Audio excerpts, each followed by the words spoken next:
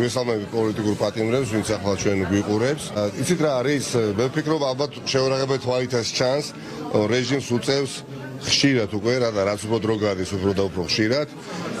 სწრაფი, მოუმზადებელი და არა გონებაში გამოტარებული გადაწყვეტილების მიღება, არა სპონტანური გადაწყვეტილების მიღება, რაც კიდევ უფრო მძიმე მდგომარეობაში აგდებს მათ. გასაგებია, რომ პატიმრობის ხარჯზე გვიწევს ეს ყველაფერი, მოკლედ მათი შეცდომები გამრავლებულმა მხედველობაში, მაგრამ ეს არის ბრძოლა, ეს არის მით უმეტეს ამ ეტაპზე ბრძოლისა და პროტესტის ის ფაზა, სადაც ივანიშვილი კიდევ უფრო მეტ შეცდომას დაუშვებს და კიდევ უფრო მეტად ეცდება მისი ერთადერთი ძალა სახელმწიფო გამოიყენოს და ეს არის რეპრესიების გატარება. თუმცა ეს იმას არ ნიშნავს, რომ ეს ამას აკეთებს ძლიერის პოზიციიდან. მას აღარა აქვს რესურსი გადარწმუნების ერთი მოქალაქისაც კი, რომელიც შესაძლებელია დაუშვათ ფიქრობს სწორად ივანიშვილზე.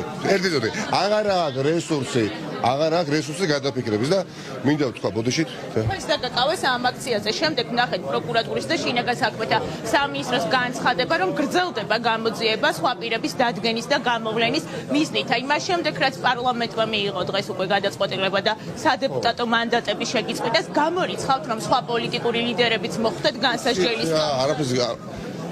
მე გამოვრიცხავ ერთ რამეს დაანამდვილებით, არა იმიტომ, რომ მინდა თქვენი ეთერის მეშვეობით საზოგადოების ის ნაწილი, რომელიც ახლა ჩვენ გვიყურებს, გავამხნევ. ასე მჯერად და იმიტომ. ჩვენ არ უნდა მივცეთ ივანიშვილს ამ პროცესის სპრინტად გადაქცევას.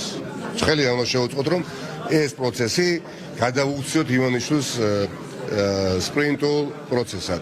ეს არის მარათონი, რომლის მნიშვნელოვანი ნაწილი უკვე დაფარული გვაქვს, დრო არ მუშაობს ივანიშვილზე, რაც არ უნდა ვინმე არ დამეტახოს. დრო არ მუშაობს ივანიშვილი, დრო მუშაობს დემონსტრატებზე და ამ ქვეყნის ინტერესებზე. მე ამაში ღრმად ვარ, ახლა ჩემთან არის ინტერვიუ და დარწმუნებული, უბრალოდ ნებისმიერი ჩვენი ნაბიჯი, ნებისმიერი რისკი, რომელსაც ჩვენ გავწევთ და ყოველი დღე სარისკოა, ხო? მით უმეტეს, როდესაც მინდა რომ დინამიურები ვიყოთ. უნდა იყოს გათვლილი შედეგზე და არა უბრალოდ ქმედებაზე. არა უბრალოდ იმ შემოძახილის გათვალისწინებაზე, რომ იცით რა არის, აი 17 ადამიანი დაიჭირეს და 17 ადამიანი მოდით რამე ოღონდ რამე გავაკეთოთ. არის ივანიშვილის დიახაც გეგმის მომსახურება ჩემისაზე. ყველა ნაბიჯი, რომელსაც წინ გადავდგამთ, ყველა რისკს, რომელსაც ჩვენ გავწევთ, უნდა იყოს შედეგზე ორიენტირებული.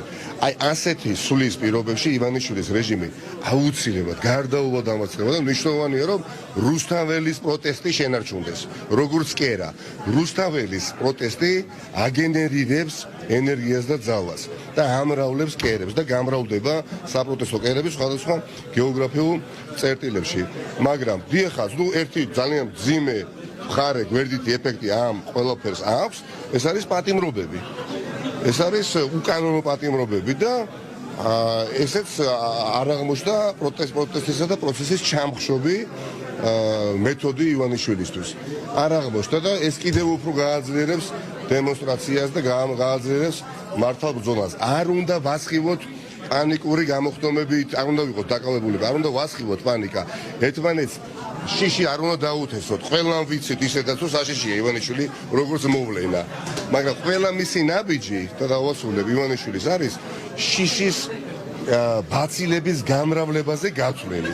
და თუ კი ის გამოუვალ მდგომარეობაში ყოფი ივანიშვილი სისულელეს გააკეთებს და აგრესიას გამოიჩენს რეპრესიის გატარების სახით, ეს იმას არ ნიშნავს, რომ მეორე მხარეს აქ მისი ეს ბაცილები შიშის გავრცელების გავამრავლოთ ხელოვნურად.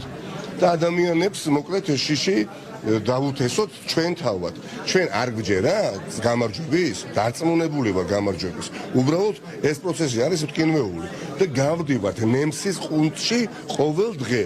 თუ ჩვენ გვჯერა, რომ ამ ქვეყანაში შეიძლება გომელაურ ივანიშვილ კობახიძემ გაიმარჯვოს და დაასამაროს ისტორიული მიზნები და ამოცანები, ნუ მაშინ რატო ვსაუბრობთ?